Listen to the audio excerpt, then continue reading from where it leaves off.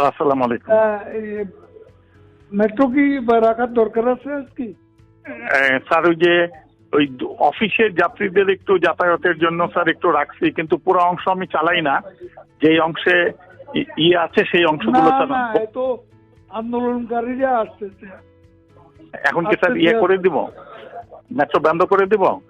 বন্ধ করে দেব স্যার একটা ওই যে মেট্রো সময় বন্ধ দিতে করে হবে, ব্রিডিং টাইম। আমরা স্যার একটা নোটিশ দিয়ে দিই যে এই যে অনিবার্য কারণবশত বিকাল 6টা থেকে মেট্রো ট্রেন চলাচল বন্ধ থাকবে। একটু স্যার ব্রিদিং টাইম দিলাম আর কি স্যার। এটা কারণ বন্ধ অনেকে করে দেন। তাহলে স্যার সন্ধ্যা 6টা থেকে বন্ধ করে দিই স্যার।